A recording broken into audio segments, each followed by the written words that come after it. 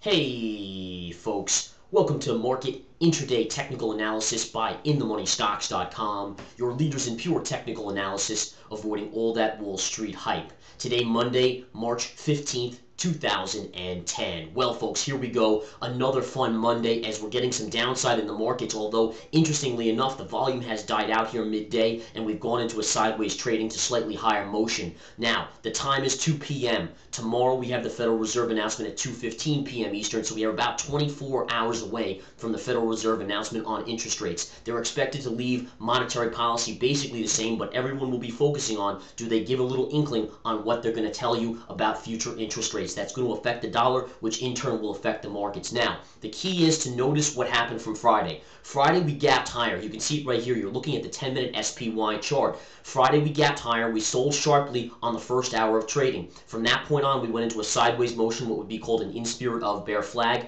We started to break down into the close, and then they saved it just in the last 20 minutes of the trading day, last 30 minutes of the trading day on Friday, not allowing the bear flag to come to fruition. Now, a bear flag is a bearish signal that generally will play out to the downside, and sure enough, you saw it play out today. So a bear flag, and again, you can see it best on the 60-minute. Take a look at this. Down move here, 1, 2, 3, 4, 5, 6 inside bars, and then today you sell off sharply, continuing to fulfill that in spirit of bear flag. Now, for those of you that want to know exactly what we're seeing here on the charts, you can clearly see it in terms of when I draw a trend line above it. So let me draw that in, folks, and let's exactly show you. I want you to fully understand what an in spirit of bear flag looks like and how we came to see it. All right, right here's your down move initially on Friday. This is your in spirit of pattern right here. Notice how it's inside the down move, much lower slope. There's not a big slope to it as opposed to the big down move. That's telling you that's an in spirit of bear flag. And then sure enough, look at it play out here in the first hour or two of the morning session today. Since then, you've started to actually create what we call another in spirit of bear flag. Down move here from today. So again, you can erase this one. This one played out now. So the top played out from Friday. And again, beautiful reversal on Friday all the way back down. Then you had a new bear flag starting to form from the move all the way down today. Now you have this inside pattern. So in theory, folks, what you're going to look for over the course of tomorrow possibly will be a continuation move, possibly to this pivot line right here on the SPY at approximately 114.50, 114.40. That would be very good support. You could break through that and go lower, but right now anyways, in spirit of pattern is in formation.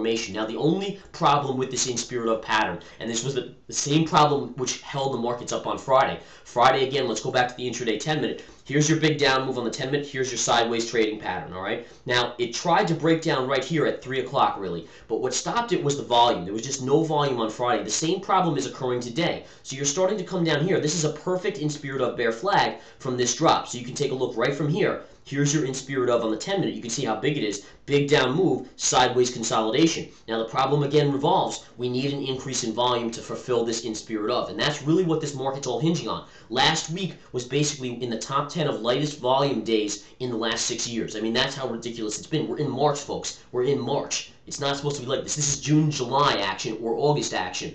Not in theory March, but nonetheless, this is where we are as the market is really not being fixed or, traded by the institutions in a major way, and that's why we're not seeing the type of volume that we're used to in this period. Now, what does that mean? Well, it could mean they're waiting to see what the Fed says, and we'll have to see that tomorrow at 2:15 p.m. There's also a lot of other economic news tomorrow morning that could be in play as well, giving the markets a one way or the other way move in the markets. Now, again, your levels are as follows on the intraday. Let me erase that. So we know we have an in spirit of pattern right now here, which gives us a slight inkling to the downside in the near term, possibly into the end of today or tomorrow, but the volume is the one big issue you have to watch. Now, across the board, what are the things that we're looking at? Well, if you start to move higher, you're going to have this sloped line. See this line right here, the pink line that connects through the high from Friday, through this high, and even today's highs? Again, I called a short in the intraday stock chart there beautifully. We nailed that in a major way. But this is, if you get above this line, which is essentially the 50 moving average here as well, you could easily trade back to the highs of the day. Now, again, does that happen? Well, you just want to follow level by level. It doesn't matter if you think it will happen or you hope it will happen. What happens is, if it gets above this line and confirms, well, then you trigger it to another level and you continue to watch it. I mean, it's just that strict, is you just abide by the levels, folks. That's simple.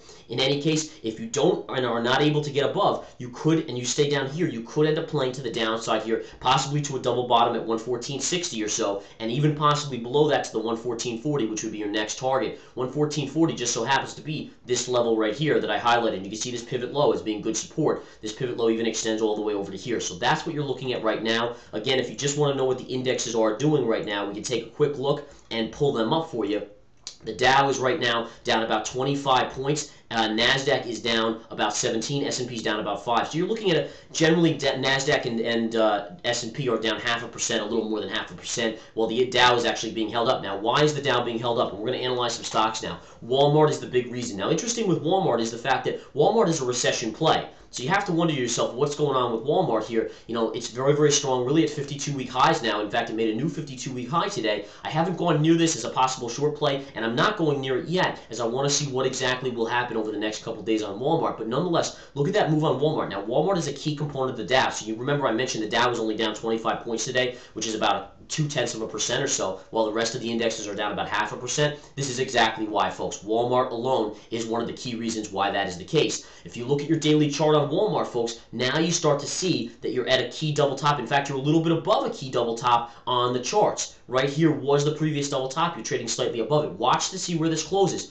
Do we pull back on Walmart into the close, or do we close above? And then you watch tomorrow's action. Tomorrow's action should be very telling about where this could go possibly. All right, weekly chart on Walmart's kind of interesting as well, because you actually had a nice little pivot line or trend line sloping all the way from here all the way down. Look at the breakout. See the trend line connector? This is actually a breakout, and you can see how it hovered on the 20 moving average, finally broke out. Now, generally you're still dealing with a double top right up here, so you can't be too excited about that breakout yet on Walmart, but it is a bullish sign on Walmart short term, and you have to like that trading, although it does not necessarily bode well for the economy. If Walmart is seeing more business, that means generally the other retailers that are maybe more high-end are seeing less, and people are going towards the cheaper goods. That has to be a little bit of an inkling of a little sign here to be watched. Now, what other stocks are moving today? For the most part, you have a lot of the stocks down. Now, Baidu down is actually up nicely today, although look at this topping tail. All right, printed all the way up to $628.50 on the fact that there's a report out that Google 99% sure to pull out of China. That was very, very obviously very, very bullish near term on the Baidu chart. But look at this unbelievable topping tail now. That's actually the weekly chart. Here's your daily chart. I mean, that is not a pretty tail, and you have to continue to be slightly bearish on this, as it's just gotten way too ahead of it. All right, and again, we'll continue to update our premium subscribers on positions, whether it's in this or anything else that we continue to follow as we continue to look for the big move in the big picture of this market and position ourselves accordingly. Now, a couple other stocks to look at. Google, obviously, if Google pulls out, that's bearish for Google, right? So therefore, Google is trading down, but look, right to the 50 moving average here on Google. What about IBM? Let's touch on IBM today. IBM, nice push a couple days ago, but since then, 2 inside days, although with a necktie here of 2 moving averages. As long as you stay above this necktie, it's slightly bullish. If you start to sell here on the daily chart and get below the IBM level here, you're going to go right to double bottom here, which will be support at approximately 125.50. And if you take that out, you go right here, which will be your second level of support at 124, and then ultimately double bottom, which is closing in on the 200 moving average as well, right here. Okay, so you have the 200 right below, but right in here at about 120, 175 will be your pivot level bottom right there, plus the 200 will probably move up into that. Those are your levels on the downside. But again, the key to notice here is regardless of the downside, who cares right now? As long as you stay above these two little moving averages, it's decently neutral to bullish on this chart. If you get below, then it turns right into bearish. So notice how you don't have to be a bull or a bear in the market. You just have to follow the charts. And again, in the Research Center, we cover all of this stuff. We teach, educate, give calls, guidance, market calls, stock calls, you name it, it's all given out there as well. But again, the educational side I think is the most fascinating, as we really give everyone the inside track on what the market is and avoiding all the Wall Street hype.